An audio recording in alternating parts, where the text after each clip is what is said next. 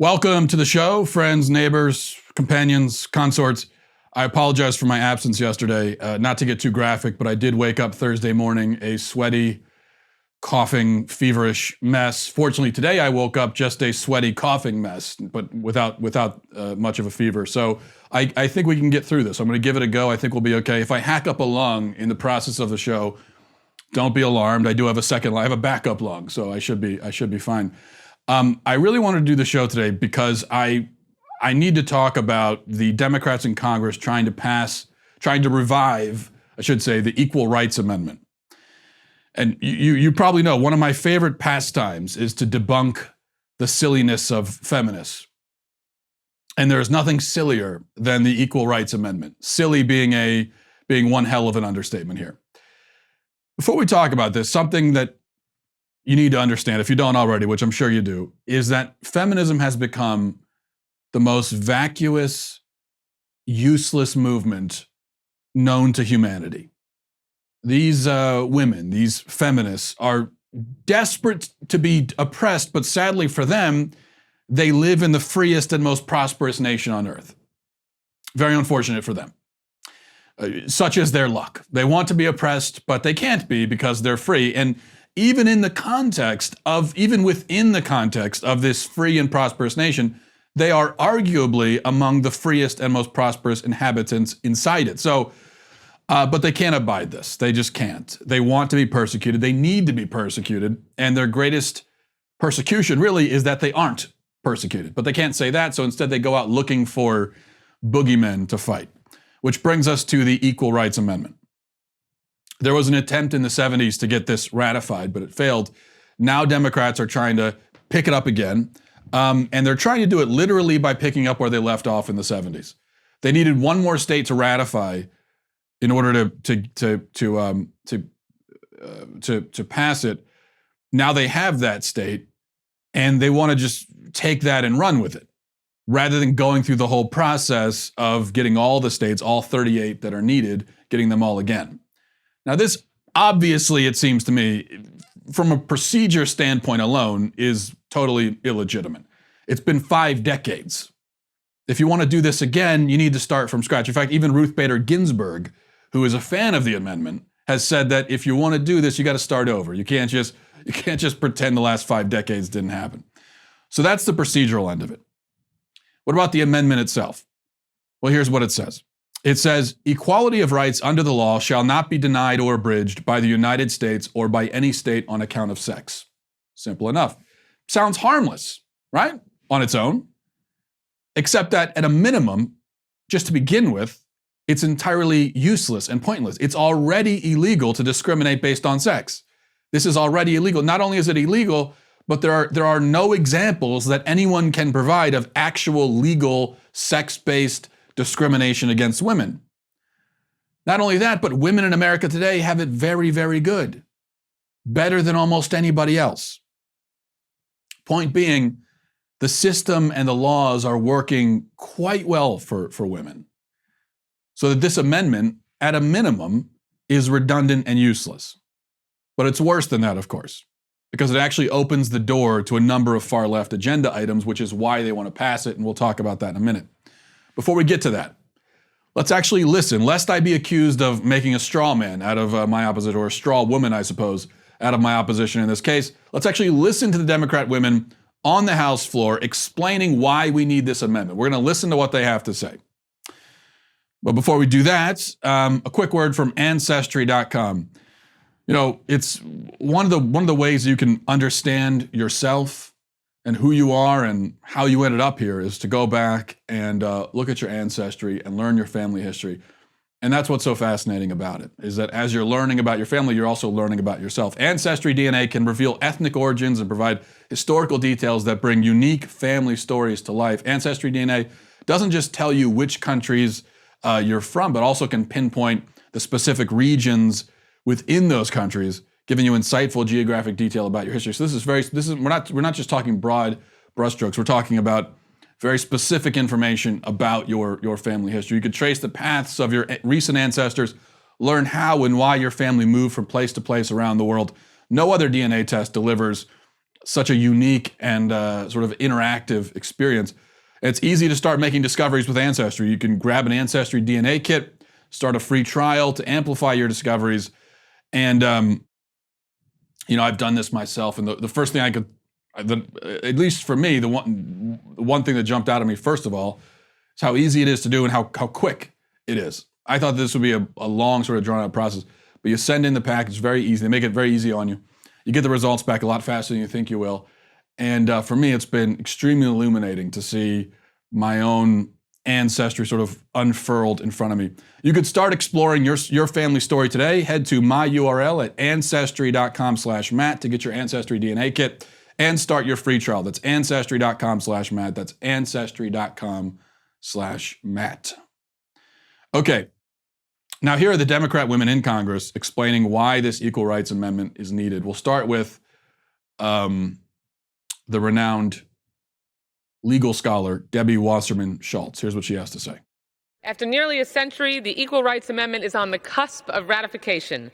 At America's founding, women were intentionally left out of the Constitution. As second-class citizens, we lack the right to vote, hold most jobs, or even own property. Today, we still receive less pay for the same work, and we face violence and harassment just for being a woman. But the ERA will prohibit all of that. In the eyes of our most sacred document, we will finally be equal. Women's rights should not depend on congressional whims or who occupies the White House. These basic fundamental rights must be guaranteed. But if we want to hand a more perfect union over to our daughters, and I have 2 of them, we must seize this moment to end sex discrimination. We owe it to the women who sacrificed before us and all of our daughters and sons who deserve a life of true equality. So I urge my colleagues to vote yes on this resolution to remove the arbitrary and outdated deadline for ratifying the ERA. I yield back. Okay, so what reason does she give us? Women are paid less for the same work. Well, that's not true. Okay, that's a lie. And you're going to hear this lie from every Democrat arguing for this amendment. In spite of the fact that, even aside from it being a lie, there's already an Equal Pay Act on the books. In fact, sex-based wage discrimination is illegal from about 10 different directions already. And it's not like those laws have proven somehow ineffective. Women are not paid less for the same work. The 70 cents on a dollar or 80 cents on a dollar, whatever figure they're pulling out of a hat. The way that they get that, if it's based on any kind of reality at all, it's based on a broad comparison of all females versus all males in all kinds of jobs. In other words, we're looking at the general average of what all women make and comparing it to the general average of what all men make across the board. This is most assuredly not comparing the same work. So when they say it's unequal pay for the same work, that is, again, that is a bald-faced lie. That's all it is. They're just lying to your face about it, making no attempt to conform what they're saying with reality.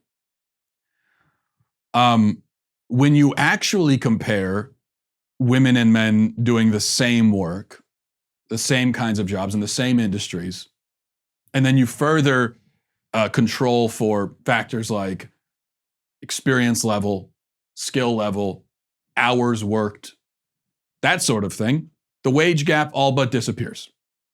The only way to get this wage gap is to make a comparison without taking into account the type of work, the industry, hours worked, experience level, skill level, or anything else. The only way to get the wage gap is to ignore all of the things that might reasonably explain a wage gap without sexism. So you have to throw those out to begin with in totality and then look at the wage gap.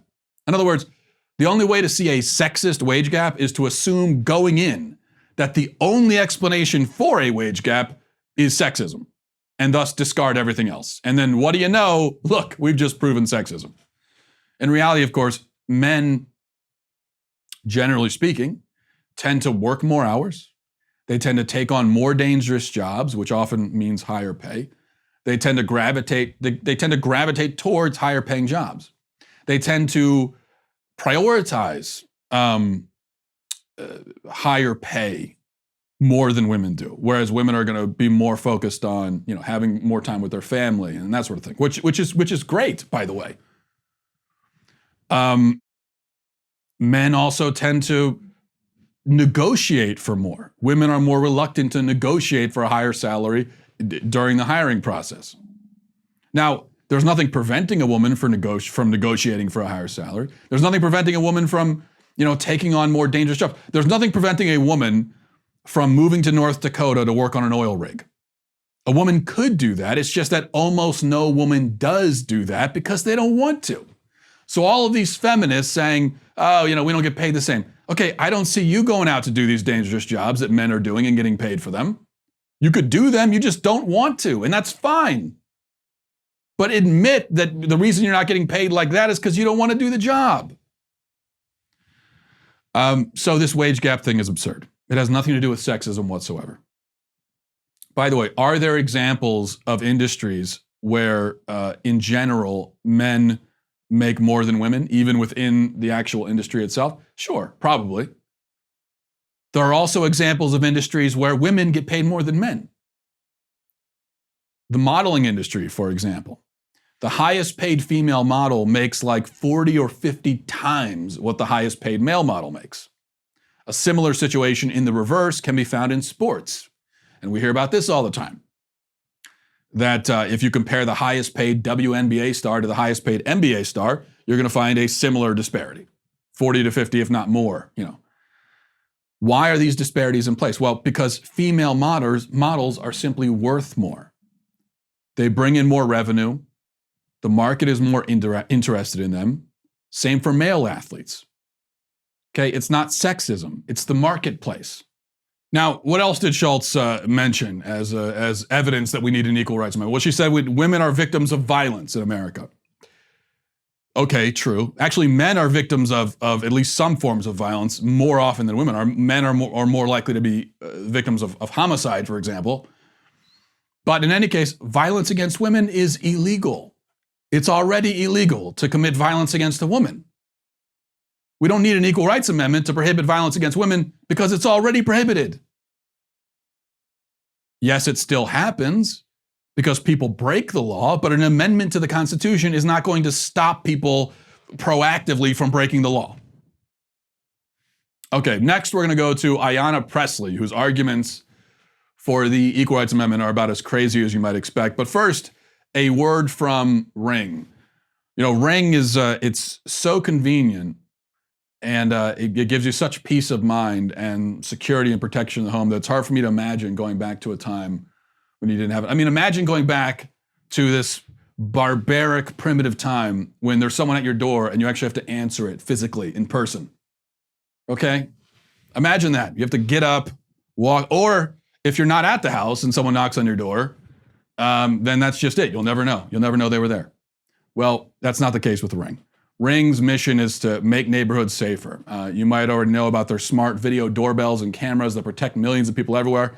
Ring helps you stay connected to your home anywhere in the world. So if there's a package delivery or a surprise visitor, you'll get an alert. You'll be able to hear, speak to them all from your phone from wherever you are in the world. You could be 8,000 miles away, and you'll know there's somebody at your door, and you can actually talk to them.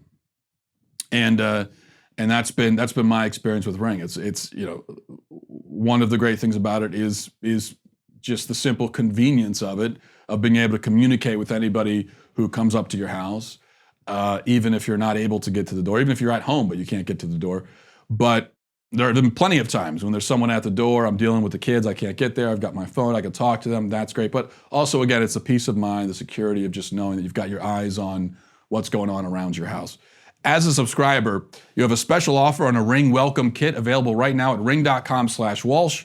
The kit includes a video doorbell and Chime Pro, which is just what you need to start building a ring of security around your home today. Go to ring.com/Walsh. That's ring.com/Walsh. Okay, here's what Ayanna Pressley has to say about the Equal Rights Amendment. Listen. The year is now 2020, and here we women are, still in so many ways, not fully free, still shackled. Today, I rise to affirm the humanity and the dignity of all women. I rise in strong, unapologetic, righteous support of H.J. Res. 79, which will strike the arbitrary deadline for ratification of the Equal Rights Amendment, an amendment that should already be the law of the land. Women are strong, hardworking, bright, and resilient. We are the backbones of our families, our communities, and our democracy. We do not live in checked boxes. We live in an intersectionality of lived experiences and identities. Our issues are everyone's issues because our destinies are all tied. Tomorrow's vote on H.J. Res. 79 is a vote for the preservation of our collective humanity. Despite our commitment to hard work, both within our households and on the job, we're still paid less than our male counterparts. In addition to pay discrimination, we face pregnancy discrimination, discrimination in the criminal legal system, sexual and domestic violence, and inadequate health care access. But this isn't an accident. The American Constitution is sexist by its very design. First of all, can we just, can we back up? Did you catch where she said, we live in an intersectionality of lived experiences and identities? Did you catch that? We live in an intersectionality of lived experiences and identities. Do you know what that sentence means? Nothing. Doesn't mean anything. It has no meaning. It is a sentence without content. These are just words thrown together as a signal.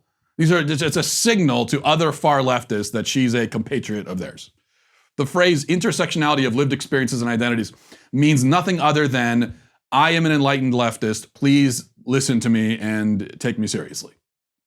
Now, really that's what it's a signal to other far leftists, but to everybody else, to normal people, to rational people, it becomes a signal of, I am a vapid, empty-headed person just spouting meaningless words to sound intelligent. Please don't take me seriously. That's how everybody else interprets it. But I mean, the moment you say intersectionality of lived experiences, I'm done. I'm not like, I couldn't take you seriously at that point. There's no way I could. Is there any such thing as an unlived experience? What's the point of saying lived? What's the point of attaching lived to experience? Considering that by definition, all experiences must be lived. If you had an experience, it means you lived it. By definition. Saying lived experience is like saying vehicular automobile. You're attaching words to other words to sound smart because you think that if you use more words than you need to, it's a sign of intelligence. It's actually quite the opposite. In any case, what reasons does she give for the amendment, other than the fact that we live in an intersectionality of lived experiences and identities? Well, she says the equal pay thing, which we've covered. And then she says the Constitution is sexist by design. This is false. Again, women have all the same rights that men do, and even some additional rights that we don't have, such as the right to kill their children. If the Constitution was sexist, that wouldn't be the case. She also says that women are discriminated against in the legal system. This is also false. In fact, women receive lighter sentences for the same crimes and are more likely to receive no jail time at all for crimes that send men to jail. And that is after controlling for things like criminal history. Aside from that, she has a bunch of sort of general platitudes about the horrors of being women in modern America, and I'll respond to those in a minute. But first, let's add Rashida Tlaib into the mix. Thank you so much. I rise very proudly, the first Muslim woman ever elected in Congress, in support of House Joint Resolution 79. I swear, what's even more interesting is what I've been hearing about is this obsession to control and oppress women in the United States of America. And I cannot believe it's 2020 and we're still debating the merits of Equal Rights Amendment. It's beyond time. I want you all to know this is about women of color, women with disabilities, transgender women, immigrant women, these women are affected by issues like unequal pay, sexual violence, lack of access for health care, and poverty. So much of what we're doing here in trying to promote women's equality is about gender, racial, and economic justice. So I would ask you all, know this, a no vote today is condoning oppression of women in the United States of America, and I urge support and yield the balance of my time. Okay, so again, the unequal pay thing, that's really all they have. And they don't even have that. She talks about violence against women, which once again is already illegal. We don't need an amendment for that.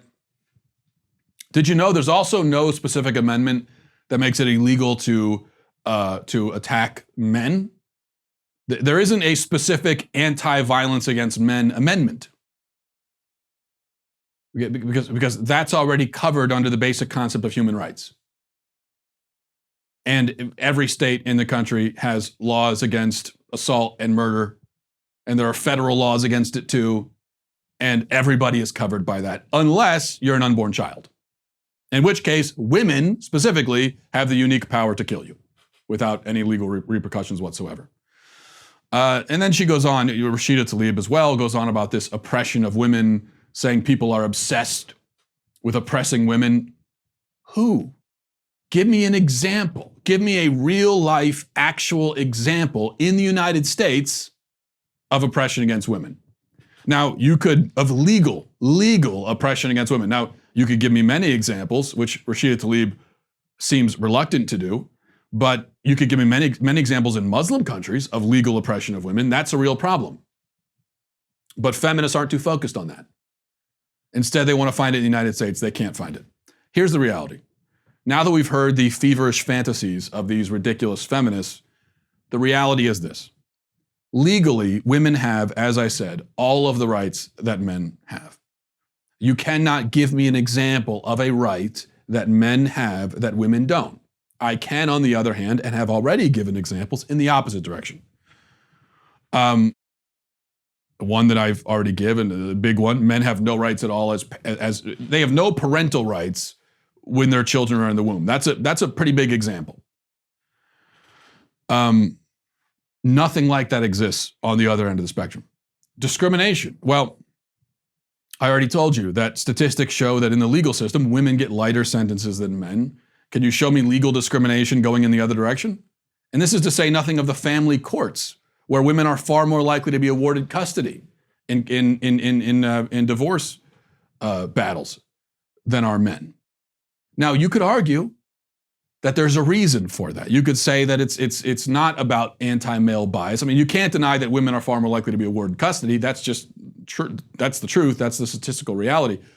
But you could say, oh, it's not about any kind of broad bias against males. It's just that you could argue men are less likely to fight for custody. You could argue that if a child is going to be predominantly raised by one parent or another, it's better, generally speaking, that it be the mother. You could argue these things. But if you do, you'd be admitting, number one, that men and women are different and must therefore be treated differently, even sometimes in a systemic sort of way, a legal way, and that it's possible to do that in a way that is not bigoted. And then you would also be admitting that there could be non-bigoted reasons for gender disparities. But if you admit that, then you have to go back to any gender disparities where women are on the losing end, potentially, and ask yourself if this applies to that as well. So if you're going to, and I have heard this justification from feminists for this family court thing, where they say, for example, well, men are less likely to fight for custody. I don't even know if that's true, but if it is, okay, let's go back to the wage gap. Women are less likely to fight for a higher wage in the hiring process. So if the one is not anti-male bias, then this is not anti-female bias. And in terms of just the general condition of women versus men, here's what else I know.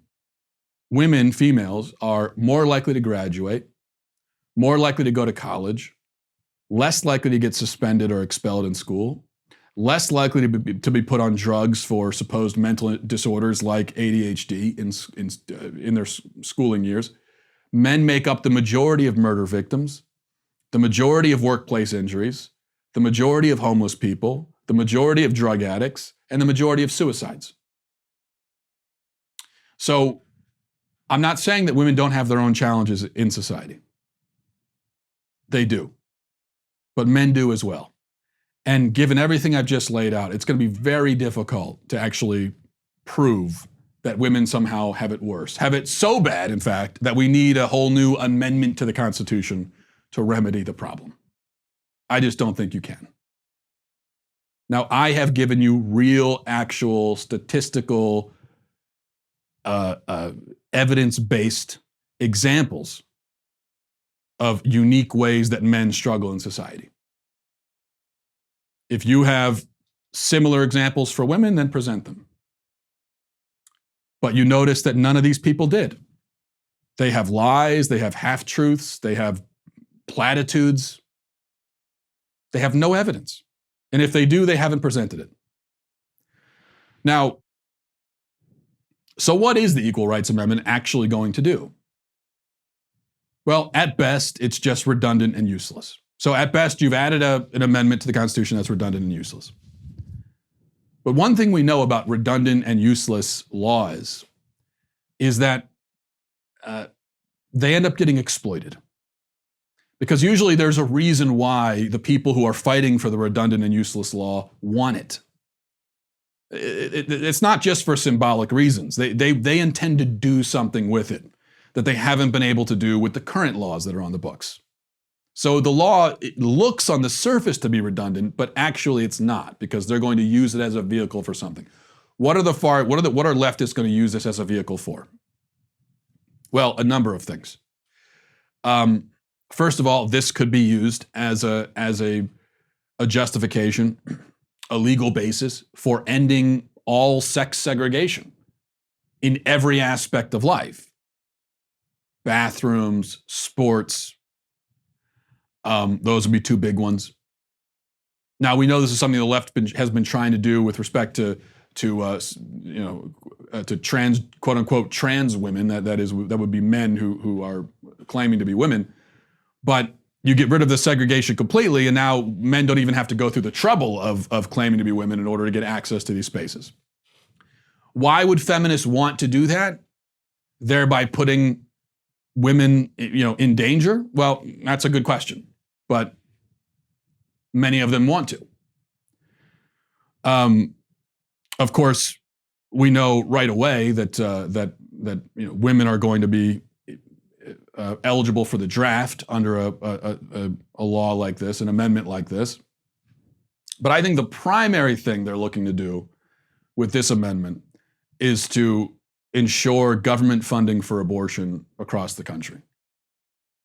Because what they're going to do is they're going to claim that, we have government funding for other medical things, and not allowing it for abortion is now sex discrimination, because women are the ones getting abortions, and it's a legitimate, they say, medical procedure. And so, according to this amendment now, you're violating this amendment if you don't give government funding for abortion. So I would say that ending sex segregation in bathrooms and sports, putting women in the draft, that's probably more of a side effect. I think there are some feminists who really want to do that. Again, I can't imagine why, because it's going to be very harmful to women.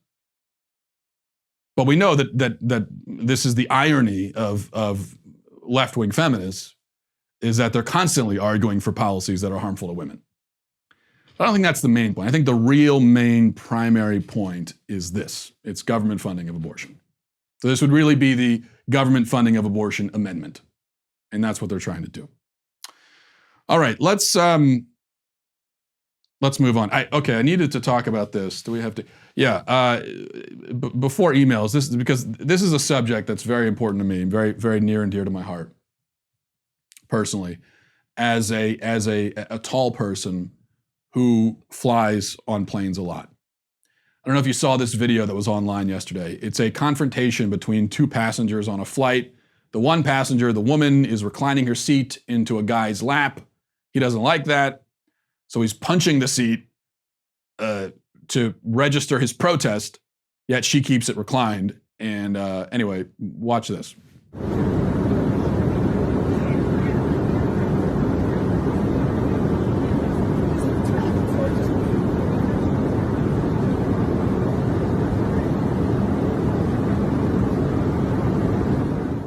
There you go.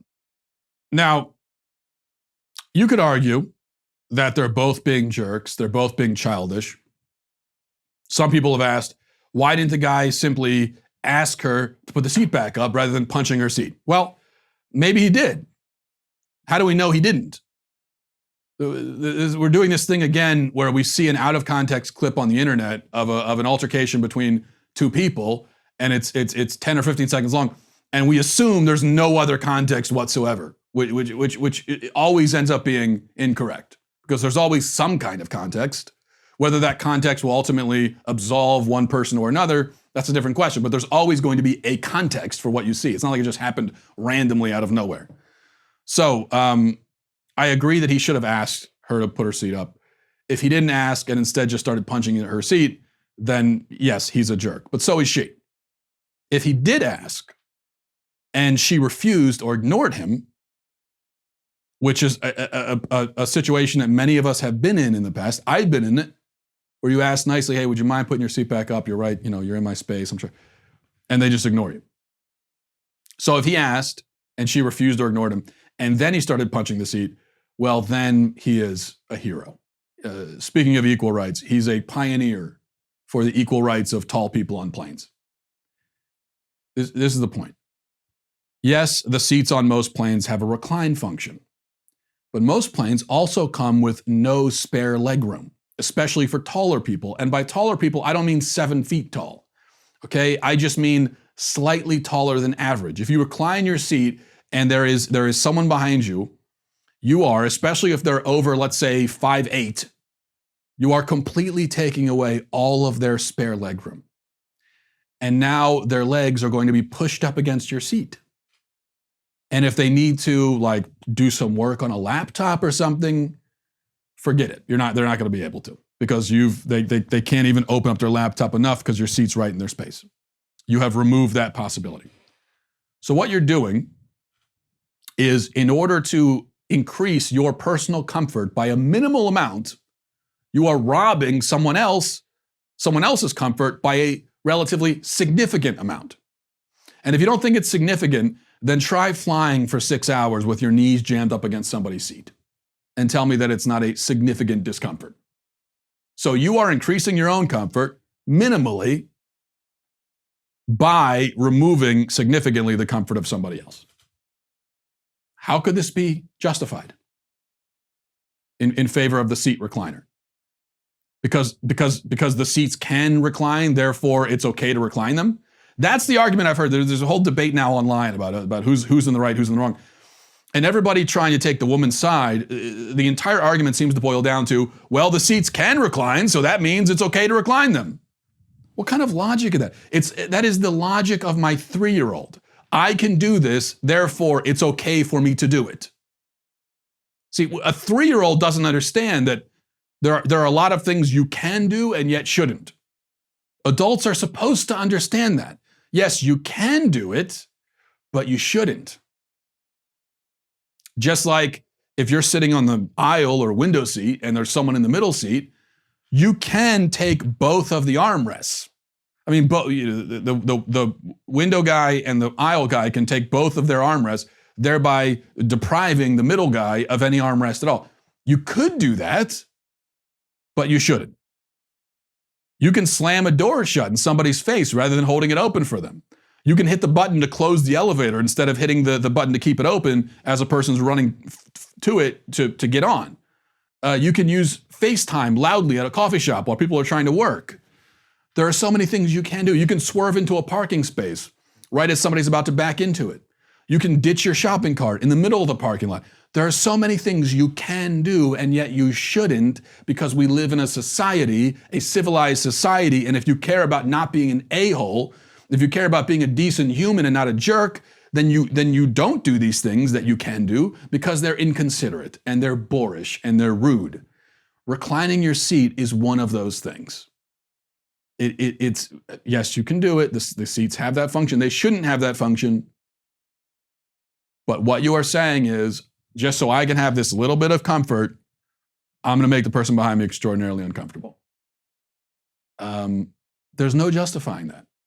There just isn't. And this is why, when I am dictator of the country, and my rule begins, finally, mercifully, I am going to take everyone who reclines their seats on airplanes, everyone who ditches their shopping carts in parking lots, everybody who uses FaceTime in public, I'm going to round them up at gunpoint, stuff them into a capsule, and shoot them directly into the sun. You know what? Maybe not even the sun. I'll be merciful. I could shoot you, if you want to go to a different planet, you want me to shoot you to Mars, Mars might be a little too close. You want me to shoot you to I don't know, Neptune or something? We could talk about that. But you are rude on a level that means you're not fit to live among civilized people. All right. Now, I want to read some emails, but before we do that, a quick word from our good friends on over at Rock Auto. You know, I tell you about Rock Auto all the time, and I'm a huge fan of what they provide. And I just think that going into an auto parts store, if you got trouble with your car, if you need anything for your car, going in physically to an auto parts store in the internet age just doesn't make any sense at all. Because what I'm always pointing out is that, and you know this if you've been to one, most of us have, that 9 times out of 10, what you're looking for, they don't have, they got to order it. And so you're going through this whole process, there's no point. Why not just go to rockauto.com? It's a family business serving auto part customers online for 20 years. Go to rockauto.com to shop for auto and body parts from hundreds of manufacturers. They've got everything from engine control modules, brake parts, tail lamps, motor oil, new carpet, whatever kind of car it is, whether it's the car you drive around every day or it's an old classic or whatever it is, everything you need in a few easy clicks delivered directly to your door. It's very easy to navigate the site, very simple. And they got a lot of unique parts that maybe you can't find other places. And it's also reliably affordable and cheap. You're going to find the cheapest options you can at rockauto.com. Amazing selection, reliably low prices, all the parts your car will ever need. rockauto.com. There's no reason to go anywhere else than rockauto.com if you need auto parts. Go to rockauto.com right now. See all the parts available for your car or truck. Write Walsh in there. How did you hear about us box so that they know that we sent you. Okay. All right. My voice is holding up relatively well as we go to emails. This is from Daniel. Says, Matt, this is urgent. My dad is legit eating peanut butter with mayonnaise. What in the world do I do? Well, Daniel, the first thing I would say is calm down. Don't panic. There may be a reasonable explanation. Maybe your dad is engaged in some sort of performance art. Okay? It's possible. So the first thing I would do is I would ask him. Give him a chance to explain himself. Right? And I really think that's important. That's what I'm talking about. It's all about context, right? I was just saying before. And so maybe there's a context. Could be performance art. Could be a science experiment. Could be some sort of penance. I don't know if you're Catholic, but maybe your dad went to confession, confessed some horrible sin, and the priest said, as penance, I need you to go home and eat peanut butter with mayonnaise. That's possible too. So I would ask him. If what you discover is that he's eating peanut butter with mayonnaise because he likes it, well, now it's time to put dad in a home, I think. He is just not, I don't know how old you are. It's possible your dad's like 50, but however old he is, I don't care. He is not someone who eats peanut butter with mayonnaise, and does it because they enjoy it. This is a form of self-destruction that I think at that point you would need to get medical professionals involved. So thank you though for that email, and my thoughts and prayers are with you and your family during this time. This is from Amanda. Says, my sister has always struggled with her mental health. We were raised in a dysfunctional family, but us siblings have always managed to stay close throughout adulthood. However, as I've healed and moved on, my sister's declining mental health is getting harder and harder to tolerate. I have a family and I'm happy, and I feel more and more that I shouldn't keep justifying the drama she brings into my life. She lies almost constantly. She's actively trying to ruin siblings' marriages. She lies about abuse. She spreads rumors about infidelity within the family. She hates that I'm religious, and she spreads rumors that I'm being forced into it by my husband. And that's just the tip of the iceberg. She's addicted to drama. She can't go 5 minutes without telling an obvious lie. She explains away every confrontation, never takes responsibility. I think she could be classified as delusional, telling people she's a psychiatrist when she's never been to school. She's been spiraling, and her marriage is ending, and she has alienated almost everyone in her life. I'm almost all she has, and I feel immense guilt at the thought of abandoning her, especially when she seems so sick in her mind. But I'm at my wit's end. What should I do? I need a non-emotional perspective. Well, man, I can only go based on what you've told me, and there are two sides to every story, or at least most stories anyway. But I can't imagine what the other side of this would be. But if what you're telling me is totally accurate in terms of how it represents your sister, not accusing you of lying, but of course in family disputes things get emotional and people can find it difficult to see past the emotions of it. But if that's all accurate, then I would say you should drop this person from your life like yesterday. It's not even a difficult decision to make. It may be emotionally difficult, but in terms of knowing what the right thing to do is, this to me seems obvious. Because your relationship with your husband and your children is way more important than your relationship with her. And if she is coming in between marriages, she's trying to destroy families, that's it. That's done in my view. Maybe you don't have to write her off forever, but for now, until she gets her act together, if she ever does, I wouldn't have a damn thing to do with her. Period.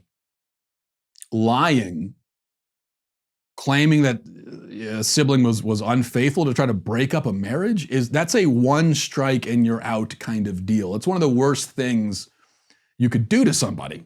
That's not one of those things where you patch it up and you try to move on from it. No. That's one of those things where you have to get the hell away from this poisonous, toxic person. And by the way, I don't think that mental illness gives people carte blanche to be narcissistic a-holes, to be terrible humans. Okay, I think that those two things are in some ways separate. I mean, mental illness is a real thing. But character defects are also a real thing.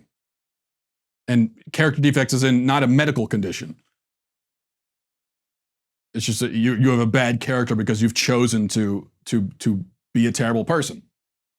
And so your sister may well have psychological problems, but there's also a separate issue in that she just sounds like a bad person, even separate and apart from the mental issues.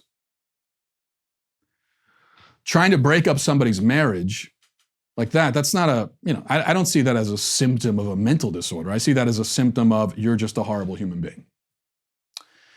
And so you can't be around it. In fact, even if you could argue that this is all because of mental disorder, so it's not her fault at all, even if that was the case, there's still no reason for you to be around it because there are more important things in your life. There are more important relationships.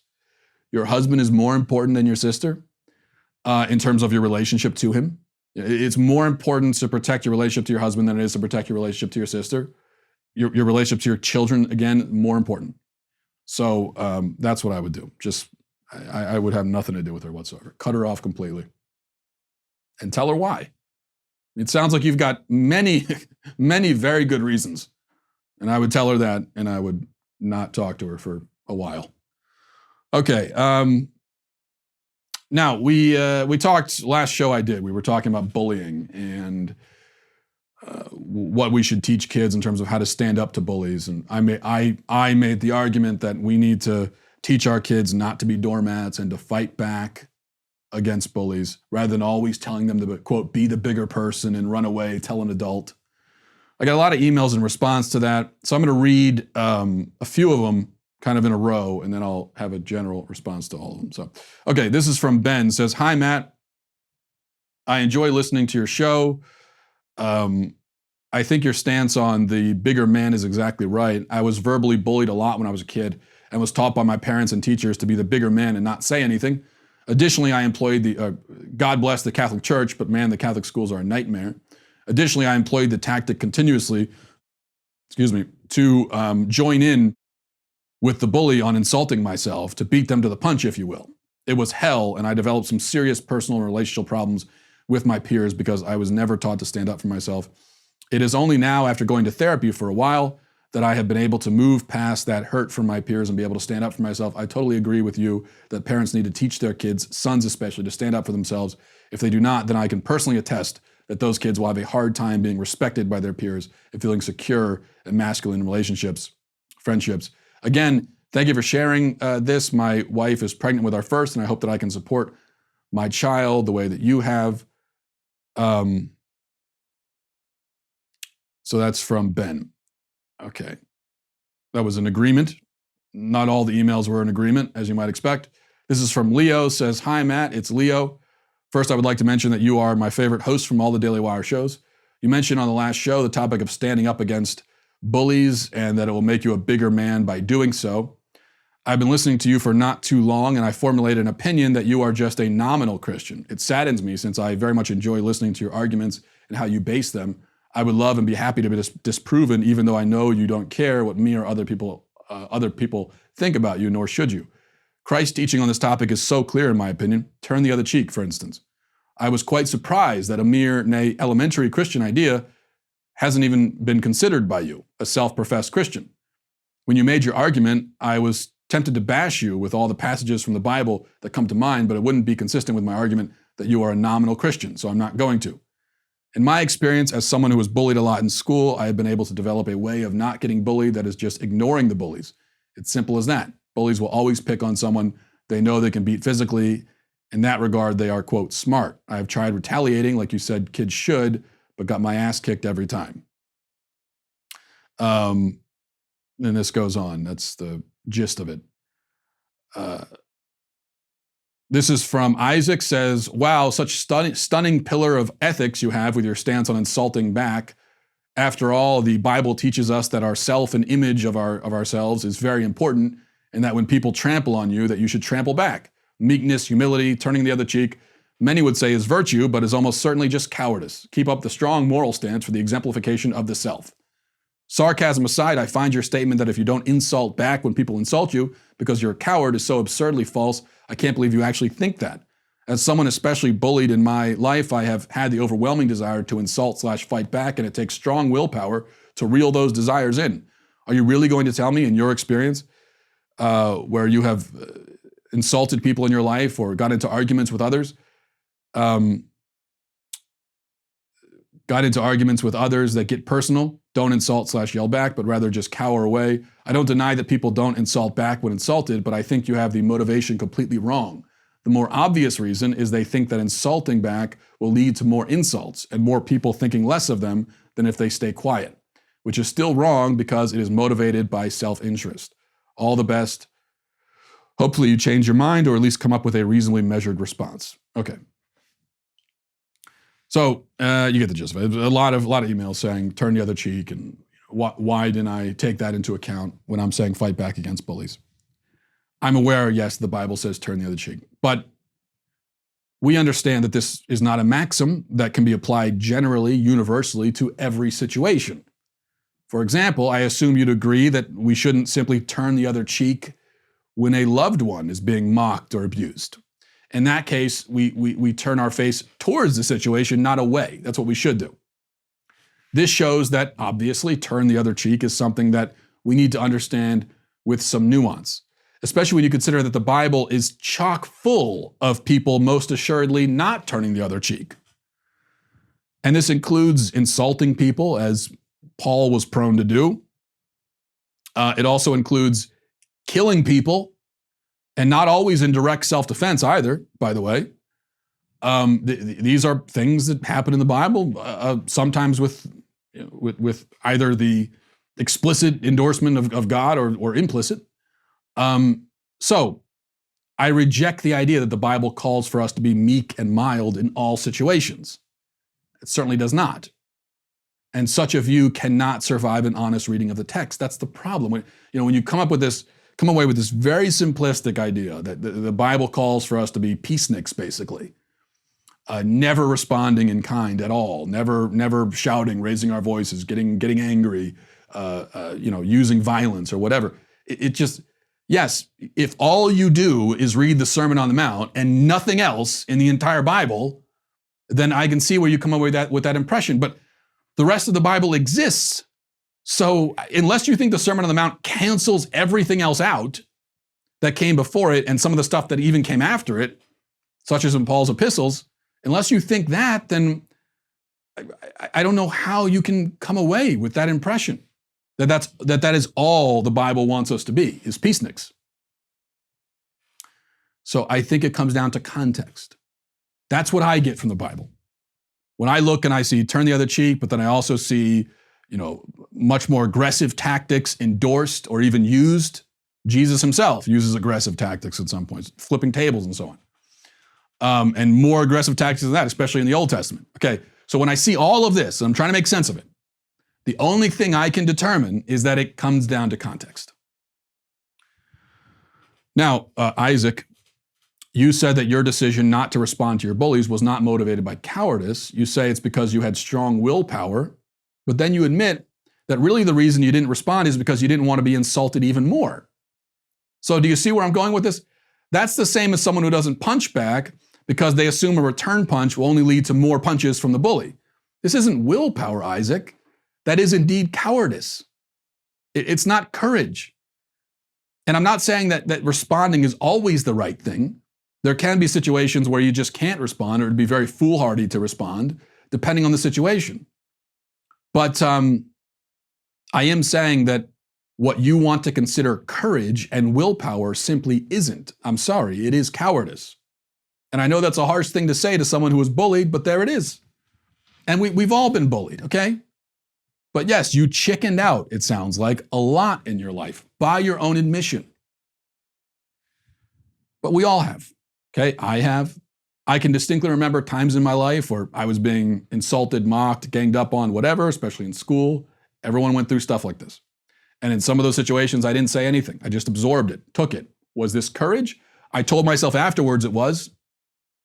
I told myself I was being the bigger person. I was being mature. But I know the truth. No, it was a total lack of will. It was submission. It was cowardice. The bigger person stuff, the willpower stuff, that is after the fact rationalization of cowardice. Listen, I'm not saying that when someone insults you or bullies you, that you should seek to destroy their lives and tear them to shreds and, destroy everything. I'm not saying that, okay? That's not what I said. All I said is that we should teach our kids to stand tall, to give back what's dished to them, command respect, and not shrink away from confrontation. And this idea that you should never respond to an insult with an insult is wrong. I'm sorry. I don't think there's any real basis for it, other than an absolutist and simplistic reading or misreading of some of the texts of the Bible while discarding many of the other parts of the Bible. So, again, context is key. And I'm also saying that with our kids in school especially, that is a context where a little backbone, a little bit of a quick wit, a sharp wit is called for and is right. Why do we think we have a bullying epidemic? Maybe it's because we've given bullies free rein by teaching our children to wilt in their presence like fragile little tulips. Maybe that's the reason, or part of the reason. And as one of the emails mentioned, it's not even true that failing to respond to a bully is the prudent or safe course most of the time, because otherwise, you might risk escalating. Like that's the one argument you could make for not responding to a bully, is that if you respond, you're going to escalate. That's got nothing to do with courage, though. That's just prudence. And that might be true sometimes, but often it's not. Because bullies bully because of the high they get from domination and power over another person. If you make yourself a reliable source of that high, they'll keep coming back to you for a fix. And suddenly this idea of the high road takes on a new connotation. And when you're in an environment with the same people for years and years, like our kids are in school, if you make yourself a reliable source for that fix, for that high that bullies get, it's going to make your experience unrelentingly miserable. Why do certain kids get bullied relentlessly all throughout school? It's because they are easy targets.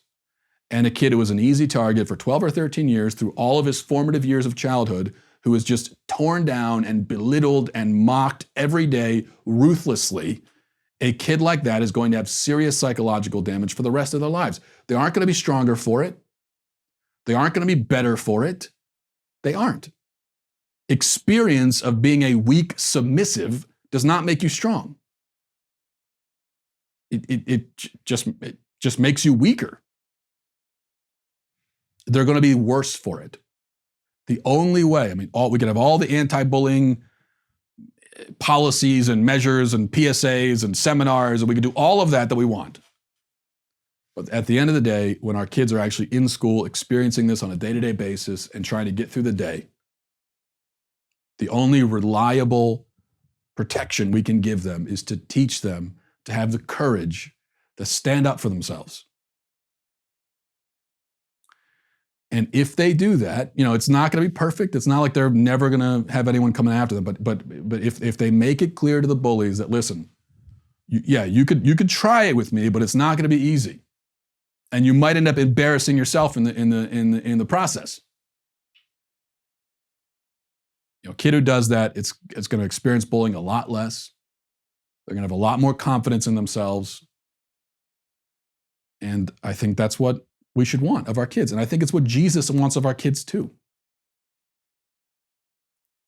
I don't think Jesus intends for our kids to be just torn down and ripped apart for 12 to 13 years of their formative childhood years and come out as someone with no sense of self-worth or anything at all. I don't think that's what Jesus wants for our kids. I really don't. All right. And we will leave it there, but thanks for all the emails for that interesting discussion, and have a great weekend, everybody. Godspeed.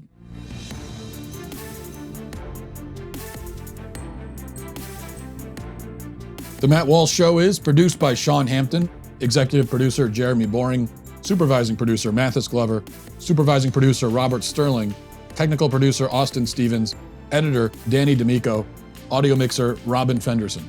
The Matt Walsh Show is a Daily Wire production, copyright Daily Wire 2020. If you prefer facts over feelings, aren't offended by the brutal truth, and you can still laugh at the insanity filling our national news cycle, well, tune in to The Ben Shapiro Show. We'll get a whole lot of that and much more. See you there.